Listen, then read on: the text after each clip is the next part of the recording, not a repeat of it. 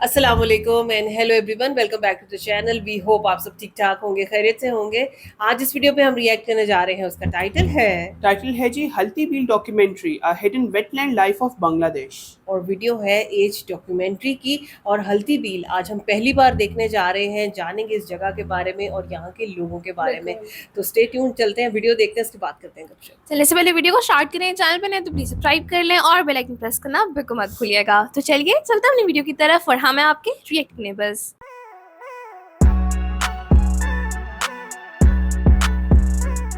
चलो जी, वीडियो को स्टार्ट करते हैं। 3 2 1 एंड गो।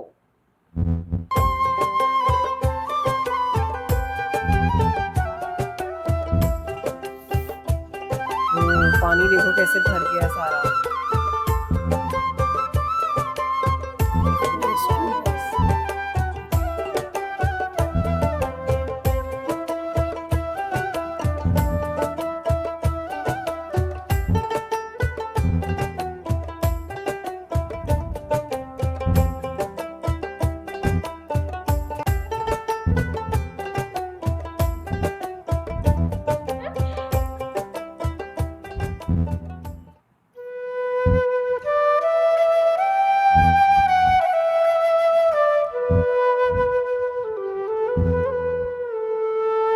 বাংলাদেশ নদী, খাল, বিল আর জলাভূমির দেশ।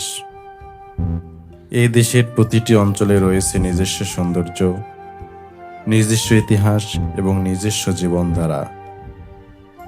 কিন্তু এমন কিছু স্থান আছে যেখানে প্রকৃত মানুষের জীবন একে অপরের সঙ্গে এতটাই মিশে গেছে যে একটিকে ছাড়া অন্যটি কল্পনা করা যায় না।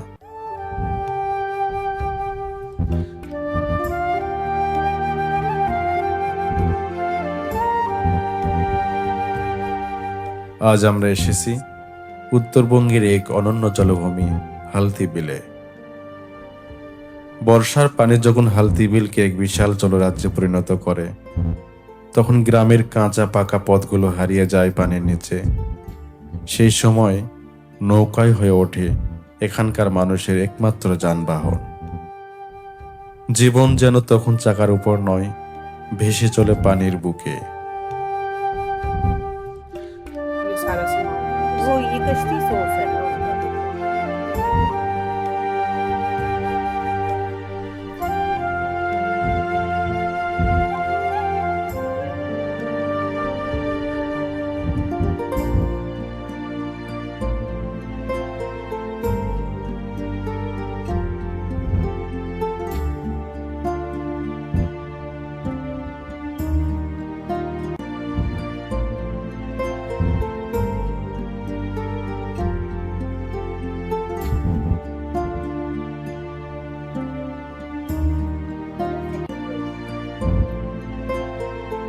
হালদি বিল বাংলাদেশের রাজশাহী বিভাগের নাটোর জেলার একটি বড় বিলাঞ্চল। राजशाही की साइड पे। নাটোর শহর থেকে প্রায় 10 কিলোমিটার উত্তরে নলডাঙ্গা উপজেলার বিস্তীর্ণ এলাকা জুড়ে এর অবস্থান। এই বিলের চারপাশে গড়ে উঠেছে অসংখ্য গ্রাম: খোলাবাড়িয়া, একডালা, বিলহালদি, পাটুল, মাধবনগর, খাজুরা ও ব্রহ্মপুর সহ আরও অনেক গ্রাম এই বিলকে কেন্দ্র করেই গড়ে উঠেছে। बहुत से हाथ है इससे हवा है जो हाँ हाँ। বর্ষাকালে এসব গ্রামের অধিকাংশ অংশ চারদিক থেকে পানি বেষ্টিত হয়ে পড়ে। তখন দূর থেকে গ্রামের দৃশ্য দেখলে মনে হয় বিশাল জলরাশির মাঝে ভাসমান দ্বীপ।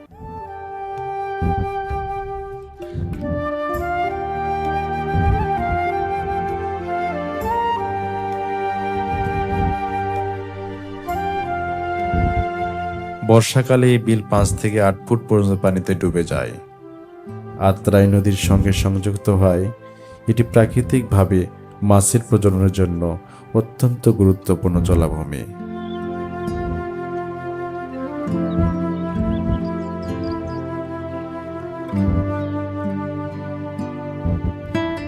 উত্তরবঙ্গে সমুদ্র নেই, কিন্তু সমুদ্রের ঢেউ দেখার স্বপ্ন মানুষের চিরন্তন।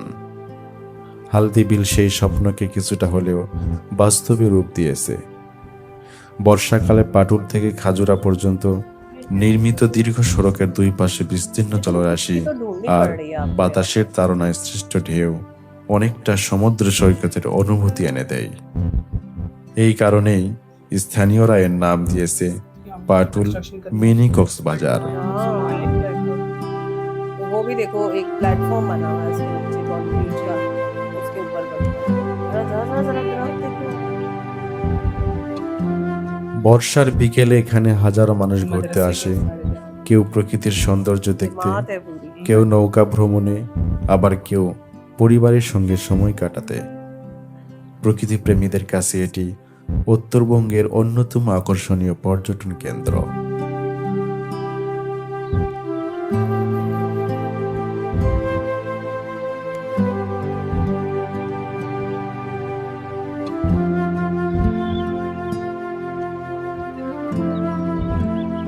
सड़कें बेकार हो जाती है इस टाइम पे, फिर आप হালতি বিল অঞ্চলে রয়েছে স্কুল, কলেজ ও মাদ্রাসা, কিন্তু বর্ষা এলে শুরু হয় শিক্ষার্থীদের দুর্ভোগ। অনেক এলাকায় স্কুলে যেতে হলে নৌকা ব্যবহার করতে হয়। অনেক শিক্ষার্থী প্রতিদিন কয়েক কিলোমিটার পথ নৌকায় পাড়ি দিয়ে শিক্ষা প্রতিষ্ঠানে পৌঁছায়। শুধু শিক্ষার্থী নয়, শিক্ষকদেরও একই কষ্ট সহ্য করতে হয়। প্রবল বৃষ্টি, ঝড়ো বাতাস কিংবা উত্তাল ঢেউয়ের মধ্যেও শিক্ষা কার্যক্রম চালিয়ে যেতে হয়। তবুও থেমে থাকে না শিক্ষা, কারণ এই অঞ্চলের মানুষ জানে শিক্ষাই পারে তাদের ভবিষ্যৎ বদলে দিতে।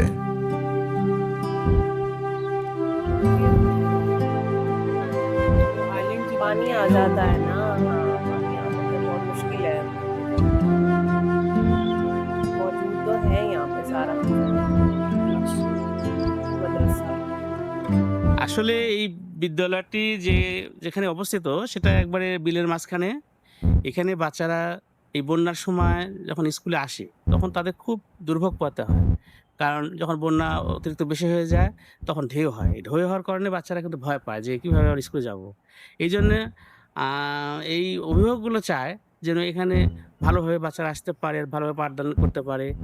এই জন্য যদি কিছু করতে হয় তাহলে গভর্নমেন্ট থেকে যদি কোনো পদক্ষেপ নেয় তাহলে এই বিদ্যালয় বা এই এলাকার মানুষের বাচ্চাদের সুবিধা হয়। गवर्नमेंट से हेल्प चाहते हैं ना कि कुछ ऐसा कर दे कि बच्चों के लिए आसानी हो जाए।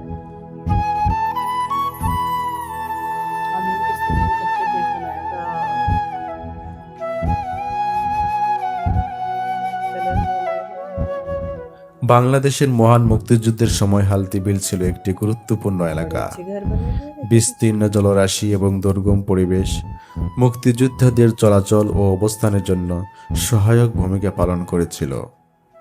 অনেক মুক্তিযোদ্ধা এই বিলাঞ্চলের বিভিন্ন গ্রামে আশ্রয় নিয়েছিলেন। স্থানীয় মানুষ জীবন বাজি রেখে তাদের সহযোগিতা করেছেন। আজও প্রবীণদের স্মৃতিতে রয়ে গেছে সেই সময়ের অসংখ্য গল্প।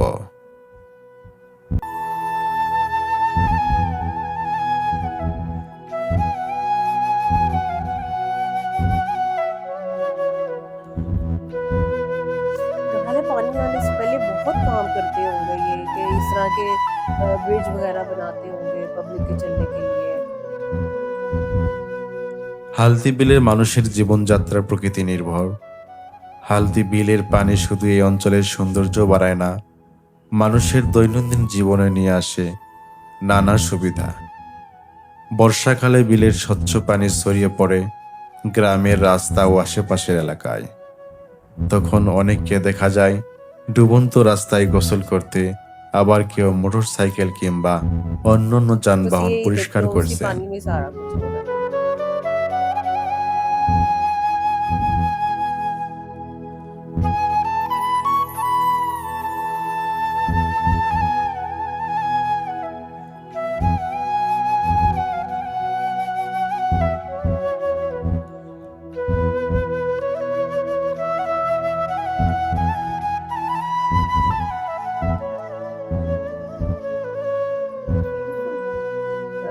বর্ষার পানিতে অনেক কর্মক্ষেত্র ডুবে গেলেও থেমে থাকে না জীবন। হালদি বিল অঞ্চলের কারিগররা ঠিকই ব্যস্ত থাকেন নৌকা তৈরির কাজে, কারণ এই মৌসুমের নৌকার চাহিদা সবচেয়ে বেশি।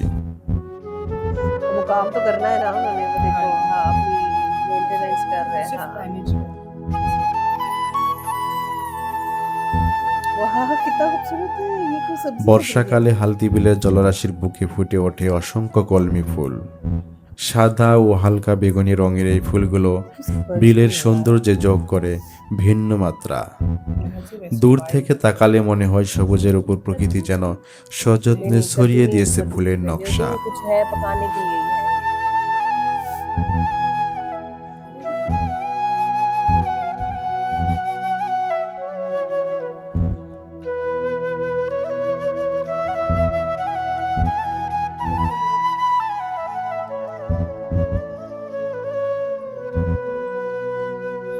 বর্ষাকালে হালদি বিলের পানির উচ্চতা বেড়ে গেলে অনেক স্থানের গোরস্থানের চারপাশ পানিতে ডুবে যায়।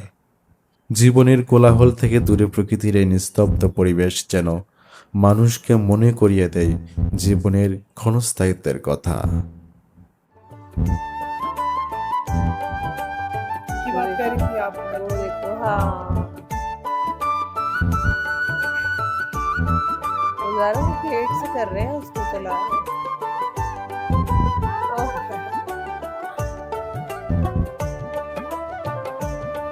चैनल कहता है इतना है।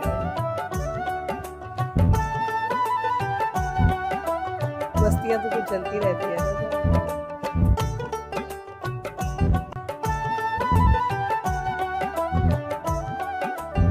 বর্ষার পানিতে যখন গ্রামের খেলার মাঠ হারিয়ে যায় তখনও থেমে থাকে না শিশু কিশোরদের উচ্ছ্বাস। जहाँ जगह मिलती है ঈদগাহের वहाँ উঁচু पे ভূমি, গাছের ছায়া ঘেরা ফাঁকা জায়গা কিংবা সামান্য শুকনো ভূমি তখন তাদের ফুটবল মাঠ। एक जैसी तरफ প্রকৃতির সীমাবদ্ধতার মধ্যেও আনন্দ খুঁজে নেওয়ার এই দৃশ্য গ্রামীণ জীবনের এক অনন্য সৌন্দর্য তুলে ধরে। প্রকৃতির সঙ্গে মানুষের এমন নিবিড় সম্পর্ক হালদি বিলের জীবনযাত্রাকে দিয়েছে এক ভিন্ন মাত্রা। सब कुछ तो वो इसमें कि मुश्किल है लेकिन नामुमकिन नहीं चलता सारा कुछ।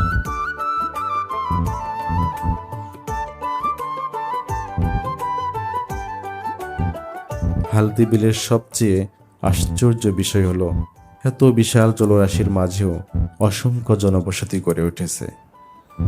বর্ষায় এসব গ্রাম চারদিক থেকে বিচ্ছিন্ন হয়ে যায়। গ্রামের ভিতরে চিত্র দেখলেই বুঝতে পারবেন কতটা ঘনবসতিপূর্ণ জীবন। ঘনবসতিপূর্ণ হলেও গ্রামের মানুষ অনেক সহজ সরল। এখানে মানুষ একে অপরের সুখ দুঃখ ভাগাভাগি করে নেয়।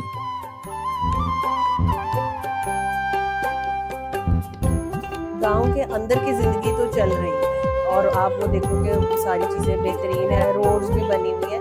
ट्रैवल एक जगह से दूसरी जगह करना और वो आना जाना सामान लाना वो सब कश्ती ही एक वाइड सोर्स रह गया, अंदर वो सारा कुछ अंदर से ही चल रहा है। हाँ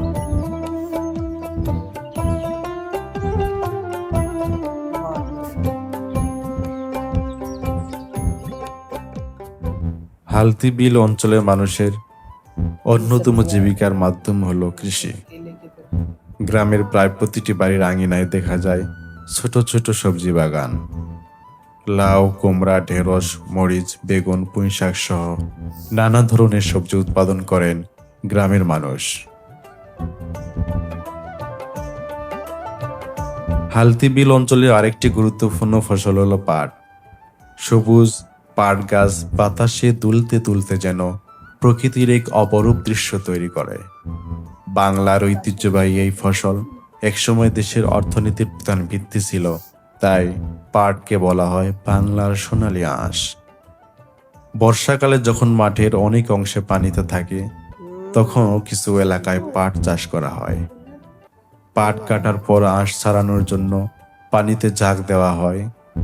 এটি একটি শ্রমসাধ্য প্রক্রিয়া হলেও গ্রামের মানুষের কাছে এটি বহু পুরনো ঐতিহ্য।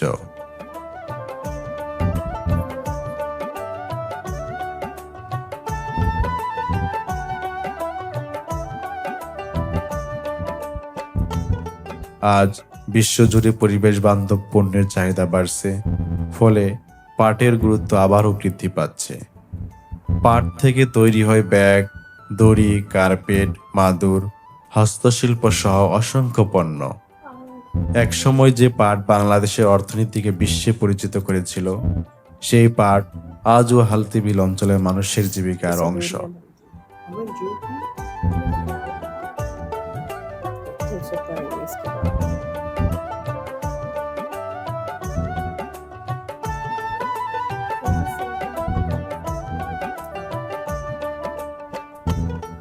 হালতি বিলের সঙ্গে হাঁসের সম্পর্ক অবিচ্ছেদ্য। বর্ষা মৌসুম এলেই বিলের জলরাশি পরিণত হয় হাজার হাজার হাঁসের বিচরণ ভূমিতে। पता नहीं था। সারাদিন পানিতে ভেসে হাঁসেরা খাদ্য সংগ্রহ করে। শামুক, ঝিনুক, ছোট মাছ, পোকামাকড় এবং জলজ উদ্ভিদ খেয়ে সহজেই বেড়ে ওঠে হাঁস। ফলে খাদ্য খরচ তুলনামূলক কম হয়। হাঁসের ডিম ও মাংস গ্রামের মানুষের পুষ্টির গুরুত্বপূর্ণ উৎস। পাশাপাশি অনেক পরিবার বাণিজ্যিকভাবে হাঁস পালন করে অর্থনৈতিকভাবে লাভবান হচ্ছে। বিল থাকায় এই অঞ্চলে হাঁস পালন একটি প্রাকৃতিক ও লাভজনক পেশায় পরিণত হয়েছে।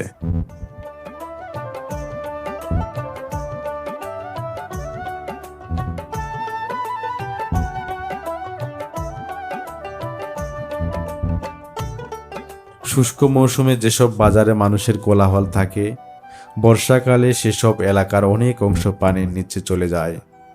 কোথাও বাজারের পাশ দিয়ে ঢেউ আছড়ে পড়ে, কোথাও দোকানের সামনে নৌকা ভিড়ে। একসময় যে পথে মানুষ হেঁটে বাজারে যেত, বর্ষায় সেই পথে নৌকা চলতে দেখা যায়। এ যেন প্রকৃতির সঙ্গে খাপ খাইয়ে নেওয়া এক অনন্য জীবন ব্যবস্থা। ये हैंडपंप के पानी के नीचे इसमें शायद किसी ने क्या फायदा नहीं है। और हमें पता है नॉर्मली इस तरह से दरख्त लगे होते हैं तो बहुत ऊंचे उसका एक स्टेज बना होता है उसको। ये देखो सब्जियां देखो। বিলাঞ্চলে প্রচুর পরিমাণ জন্মায় কচুরিপানা। অনেক জায়গায় কচুরিপানাকে সমস্যা হিসেবে দেখা হলেও হালতি বিলের মানুষ এটিকে সম্পদে পরিণত করেছেন। কচুরিপানা সংগ্রহ করে গরুর খাদ্য হিসেবে ব্যবহার করা হয়। और हमने कितनी सारी देखी है ना वहाँ पे। ये बड़ा डिफरेंस है। হালতি বিল মাছের জন্য সুপরিচিত। বর্ষাকালে বিলের বিস্তীর্ণ জলরাশি ये देखो मछली বর্ষাকালে आप বিলের जाते हैं ना, বিস্তীর্ণ मछली জলরাশি की হয়ে होती ওঠে है। মাছের প্রাকৃতিক আবাসস্থল। রুই, কাতলা, মৃগেল, শিং, মাগুর, ট্যাংরা, কই, পাবদা, গজার সহ নানা প্রজাতির মাছ পাওয়া যায়। এই মাছ শুধু স্থানীয় মানুষের খাদ্য চাহিদা পূরণ করে না, বরং আশেপাশের এলাকাতেও সরবরাহ করা হয়। বিলের মাছের স্বাদ ও গুণগত মানের জন্য ये देखो অনেকের কাছে এর আলাদা কদর রয়েছে। पानी में डाल के रखा हुआ है। पर्पल पर्पल सी कितनी अच्छी दिख रही है। ऐसे ये सारे मछली वाले হালতি बैठे हैं। বিল অঞ্চলে মানুষের অন্যতম বড় সমস্যা যোগাযোগ ব্যবস্থা। বর্ষাকালে অনেক রাস্তা পানির নিচে চলে যায়। অনেক স্থানে স্কুল, বাজার কিংবা স্বাস্থ্য কেন্দ্রে যেতে নৌকার উপর নির্ভর করতে হয়। জরুরি রোগী পরিবহনও অনেক সময় কঠিন হয়ে পড়ে।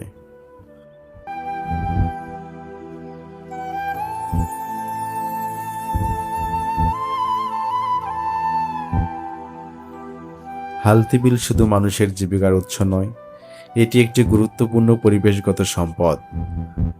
প্রতি বছর বর্ষার অতিরিক্ত পানি ধারণ করে এই বিল আশেপাশের এলাকা রক্ষা করে। অসংখ্য দেশীয় মাছ, জলজ উদ্ভিদ, পাখি এবং অন্যান্য প্রাণীর আবাসস্থল এই বিল। শীতকালে বিভিন্ন প্রজাতির অতিথি পাখিও এখানে আসে। প্রকৃতির এই বৈচিত্র্য পরিবেশের ভারসাম্য রক্ষায় গুরুত্বপূর্ণ ভূমিকা পালন করে। তাই হালতি বিল সংরক্ষণ করা শুধু স্থানীয় মানুষের জন্য নয়, বরং ভবিষ্যৎ প্রজন্মের জন্য অত্যন্ত প্রয়োজনীয়। হালতি বিল বেঁচে থাকুক তার নিজস্ব সৌন্দর্য, জীববৈচিত্র্য এবং ঐতিহ্য নিয়ে। আর আগামী প্রজন্ম যেন দেখতে পারে এই স্বপ্নের জলরাজ্য, বাংলাদেশের গর্ব হালতি বিল। ধন্যবাদ।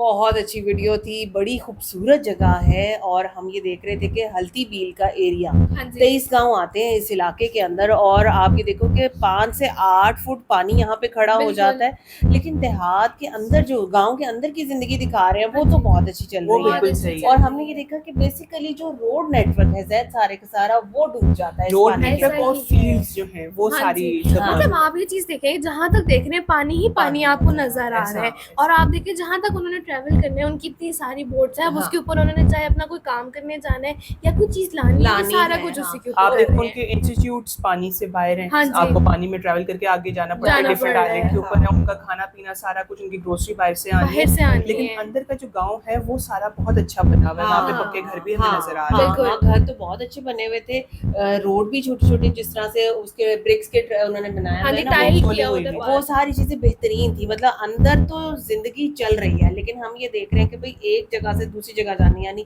एक गांव से दूसरे गांव जाना है तो आपके पास सिर्फ एक कश्ती वाहिद सोर्स है। इस टाइम पे कोई आपकी बाइक नहीं चल रही है, कोई साइकिल नहीं चल रही, कोई चीज नहीं है, क्योंकि सारी रोड्स डूबी हुई हैं। बिल्कुल। आप ये देखो अंदर ये चीजें चल रही अंदर हैं, चल चल रही रही है, है, हाँ जी। लेकिन बाहर ऐसा कुछ भी नहीं है। और मुझे जो चीज समझ में आई ना वो ये कि भाई वो कहते हैं कि भाई स्कूल भी हैं, कॉलेजेस हैं, मदारिस हैं यहाँ पे, बच्चे जाते भी हैं पढ़ने के जाते लिए, भी यहाँ हैं। के बच्चे ज्यादा पढ़ रहे हैं ना, लेकिन वो कह रहे हैं कि भाई बारिश में जब इस तरह के हालात होते हैं तो बच्चों का मूव करना बहुत वो खराब हो हमने जाता है, बीच में मुश्किल हो ग्लिम्स जाता देखे है। भी उसके हाँ। कि कितनी मुश्किल से वो मतलब कर उनके रहे हैं। यूनिफॉर्म्स बच्चों के खराब हो रहे हैं, हाँ। उनकी जाना मुश्किल है जाना वहाँ पे। मुश्किल वो है। बेचारी, मुझे बच्ची इतनी वो दुख हुआ मुझे देख के कि वो हाथ में चप्पल पकड़ के तो वो अपना रास्ता तलाश करती हुई जा रही थी। देखो ना ये प्रॉब्लम्स हैं ये वहाँ पे, problems और गवर्नमेंट से भी वो सही इसी है। चीज़ की रिक्वेस्ट कर रहे हैं कि भाई कुछ इस तरह के इंतजाम कर दें कि जी। एटलीस्ट उनकी बच्चों की एजुकेशन मुतासिर ना हो। बिल्कुल। और उसके बाद फिर हम यहाँ पे देख रहे हैं कि भाई फसलें हैं, मछली है, किस तरह से लोग वहाँ पे खेती बाड़ी कर रहे हैं, अपना सर्कल चला रहे हैं। आपको याद है, आपने नोटिस किया होगा कि बच्चे फुटबॉल भी एक जगह पे खेल रहे थे, बिल्कुल। सो एक्टिविटी के लिए उनके पास जगह जगह है हाँ, लेकिन वही बात है ना कि थोड़ी जगह थोड़ी हाँ, जगह ऐसा ही। है, और उन्होंने ये हाँ। बताया कि जब पानी उतर जाता है तो यहाँ पे चावल की फसल लगाई लगाई लगाई जाती है, बिल्कुल है। अच्छा एक चीज आपसे पूछनी थी कि एक तो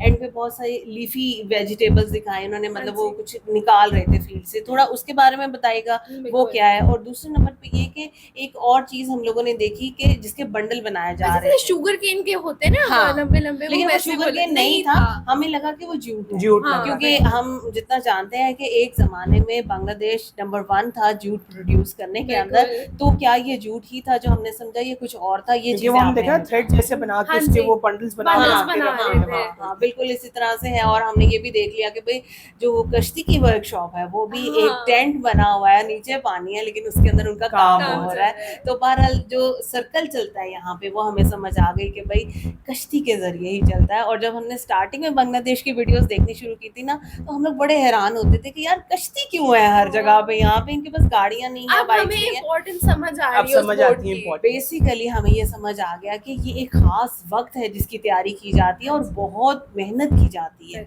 इस टाइम के ऊपर सरवाइव करने के लिए। वीडियो बहुत अच्छी थी, बहुत मजा आया। कुछ चीजें जो नहीं समझ पाए वो डेफिनेटली आप हमें गाइड करेंगे। वीडियो कैसी लगी, हमारा रिएक्शन कैसा लगा, आपने जरूर बताया। अगर अच्छा लगा वो वीडियो को लाइक और चैनल को सब्सक्राइब करना बिल्कुल मत भूलिएगा। मिलते हैं आपसे अगली वीडियो में, अपना बहुत ख्याल रखिएगा।